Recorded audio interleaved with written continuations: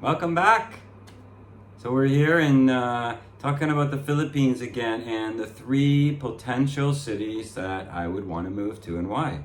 And the criteria for me to choose a city to move to. We visited 13 cities last time, over 30 days. And we stayed away from the big cities and went to the small cities. Hit places, I think the biggest city, we landed in Cebu, but we took off to Bohol, Tagbilaran, Iloilo, CDO, went Digos, General Santos, Camarines Island, Iloilo, just off of Cebu there. We hit a lot of cities. So, but we're going to talk about the reason why I went there, which was to find a home, and the criteria I used to kind of find, could I live in these cities? Could I live there part-time? I didn't visit them all. There's some unfinished business for me in Philippines, which I'll talk about after this, at the end of this video, because I will be returning in a couple days, if I'm not already there now by the time you're watching this. So either way, I wanted to talk about the top three cities I visited, and why. And the criteria I used to choose those cities was my criteria. So there was three main criteria that I need to be comfortable somewhere, and I can make it anywhere, but I do need something. And those three things are access.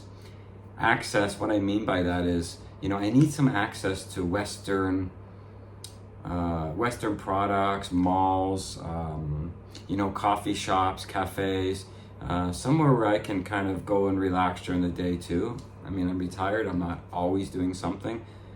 For some reason, I don't know how to sit still, but sitting in a coffee shop for an hour or something in the morning is kind of a routine for me. Going to a mall and getting some aircon and replenishing clothes and different things is important. So access was important. That was the third criteria. The second criteria was transportation.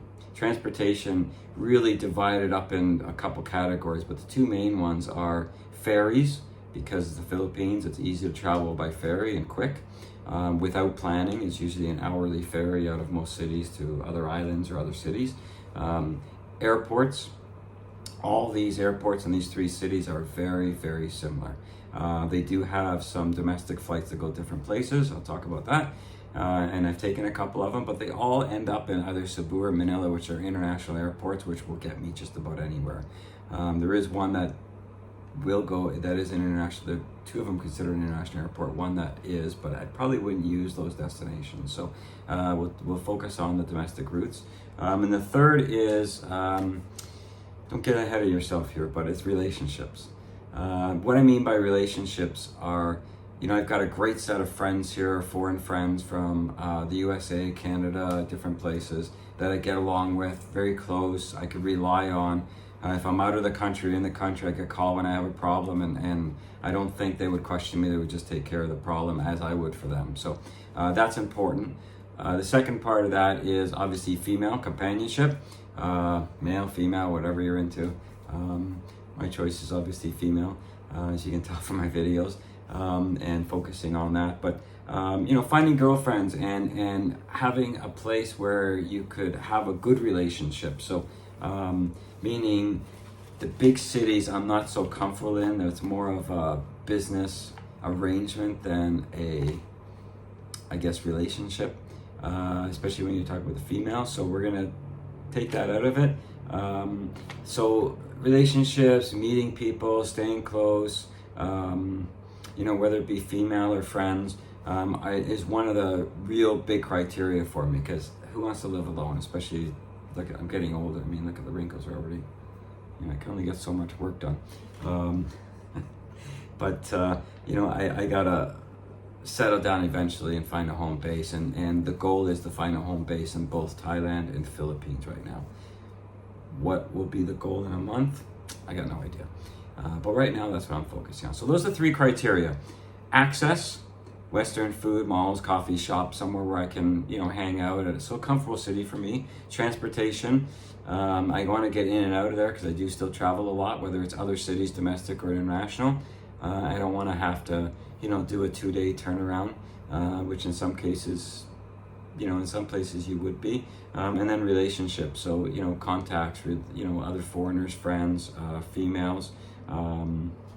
Anyway, so those are the three big criteria. So number 3 city that I visited, that I would definitely be able to have a life in and create a home base if I based it on the cities I've been to so far and what I've seen. Number 3 would be Bacolod. Bacolod is an amazing, amazing city. I went back a second time again, and I went back because I could fly domestically from somewhere else into Bacolod from Davao City. So Bacolod has all these 3 criteria that I need.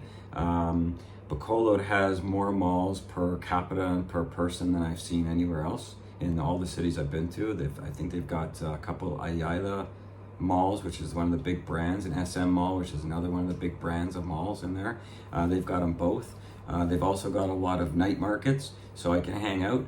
Nightlife, I didn't participate in any of these cities really, outside a little bit in Davao. But in Bacolod, I did hit a little bit of the nightlife, but nightlife to me is, going home nowadays before midnight in most cases, but usually starting a little bit earlier. So fried chicken and beer somewhere, whether it be a market, live music. In the Philippines, there's live music everywhere because they can really sing. So Bacolod is number 1 city for that, for access and malls. So number 3 city to choose, but number 1 city for access. Transportation. Bacolod has good transportation. I can hop on a ferry, and go to many different places, usually hourly ferries. They've got a couple that are longer and shorter, but they do have an airport that'll get me into Manila and Cebu. Bacolod will also get me down to Davao City, which is the south end of Mindanao. So a couple domestic flights. There's no international flights I would really use there. Yeah, there's no real international flights I use. I don't even know if they go. I think they may go to Korea. But either way. So that's number 3, Bacolod. Bacolod is an amazing place. I definitely recommend it. It's definitely a place I'd probably have to spend a month to really understand. I was there a total of about a week on 2 different visits within that February month that I traveled. So I know it well. Number 2 was on the island of Bohol, Tagbilaran. Tagbilaran was one of my favorite cities. It was a much smaller city. I think the population in Tagbilaran is under 100,000. I'm not sure. I gotta check it again. But Bohol is a very large island, as everything is there. But the city of Tagbilaran takes up literally 2% of that island. So you've got a lot of provincial places to go, a lot of resorts, a lot of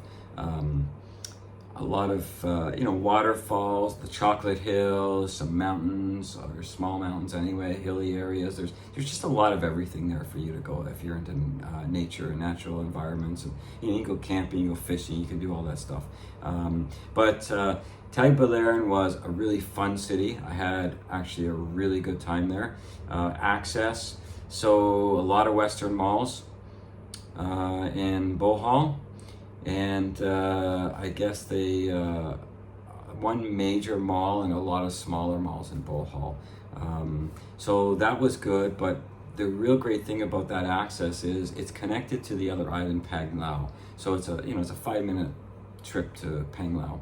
Panglao is probably very, very close to a Boracay or a Siquijor or something like that for travel. So Bohol is definitely up there. Tagbilaran City, I'd probably want to live in the city. Maybe eventually I'd move out into the provinces if I met somebody that lived out there and has a life out there and somewhere I can feel comfortable. That's great.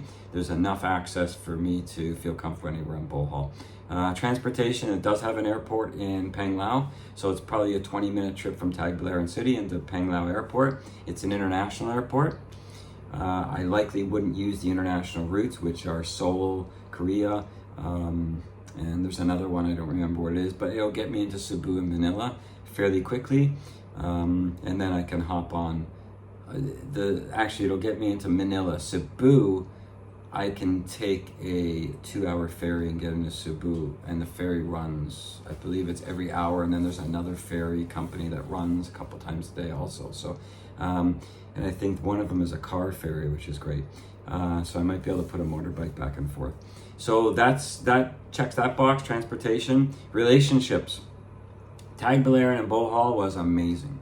I met a lot of people there. Bohol was named one of the friendliest cities, and it didn't disappoint in that way, there's no doubt.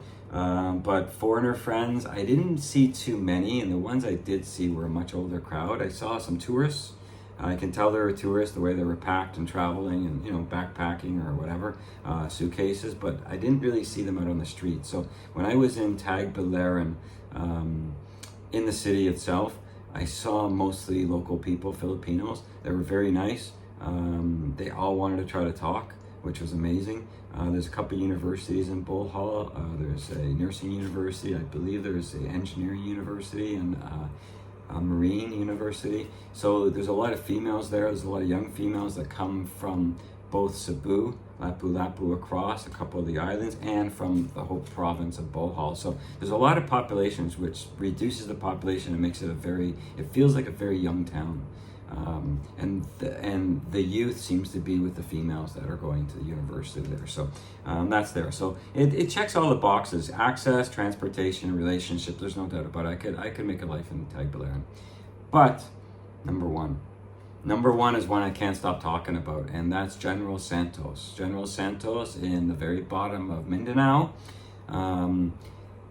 Which I had an unbelievable time in General Santos. I did the video about what females are looking for.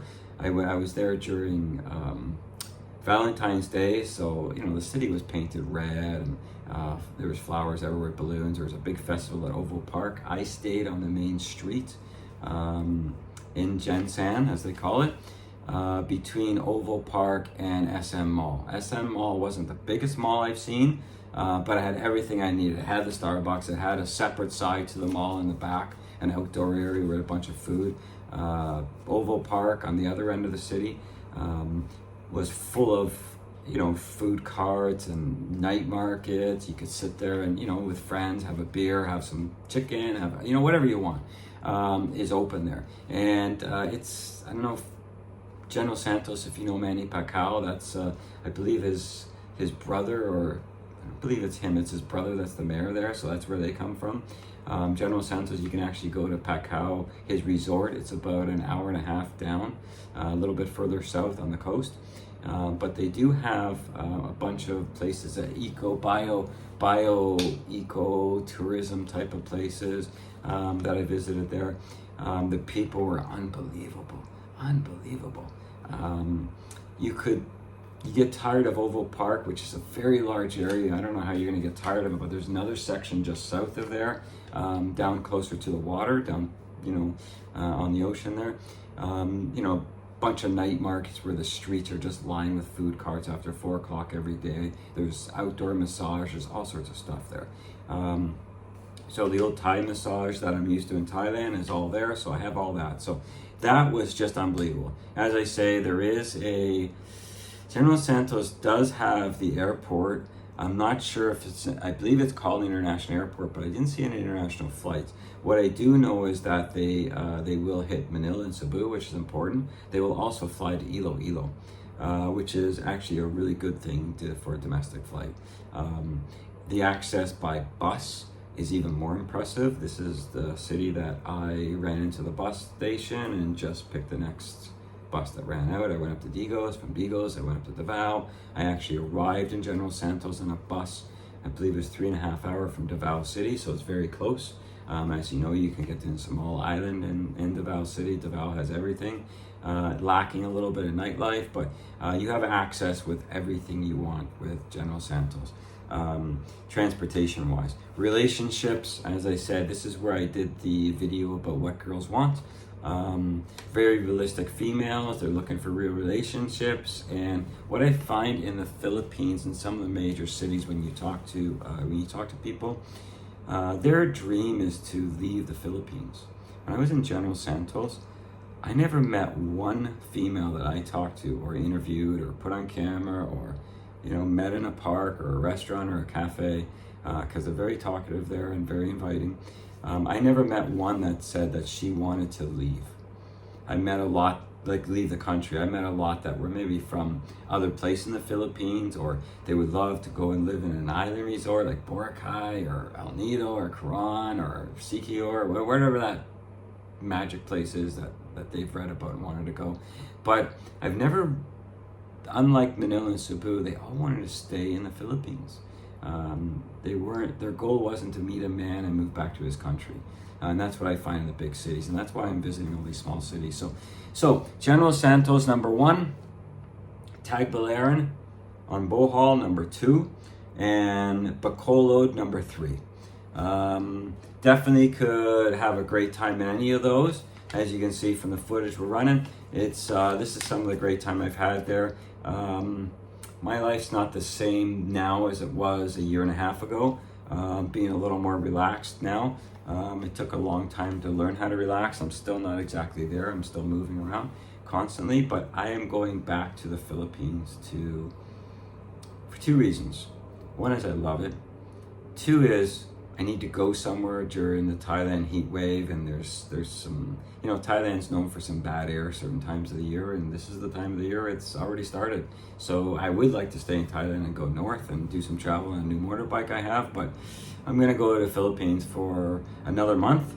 I'll be there through all of April, coming back sometime in the beginning of May. I could be gone a week, I could be gone a month, I could be gone 6 months, I don't know. I never know. So I'm going back, I'm gonna see similar cities. My goal is to spend the first half of that trip intended month, and that's what I've booked as a month, because that's where you get checked in. You need a flight out within a month to get in the city, visa free. So I will be stamped in for a month. If I extend that, I'll extend it. But I will be flying into Manila this time. I'll probably spend a day or 2 in Manila, because it makes no sense in sitting at an airport for 4 hours of the layover. I may as well see the city a little bit. And I don't know where I'll go next, but I will hit probably at least 6 to 8 new cities, small ones. I'm gonna try to get into Leyte. I may go into very north Luzon. May go into, Misamis Oriental. Anyway, the different big islands there, I'm gonna try to hit that north end of the country. I did hit Cebu and south before, so now I'm gonna try to hit Cebu and north. Let's do a comparison. Maybe I can hit more than 13 cities this time. Maybe I can find out a little bit more. Maybe I fall in love with one of these cities and have to get back to Gensan, and I'll fly down there and spend some more time and just confirm exactly what I'm thinking. Or I'll find a whole new place. So this is where I'm headed off. We're gonna take some new videos, we're gonna see some new cities, and we're gonna find, hopefully talk to some new people. As you know, we're gonna try to stay away from the foreigners. We're going to try to stay away from the angry old expats, and we're going to talk to some real Filipino people, just like we've seen in the last month. So we'll see you in the Philippines.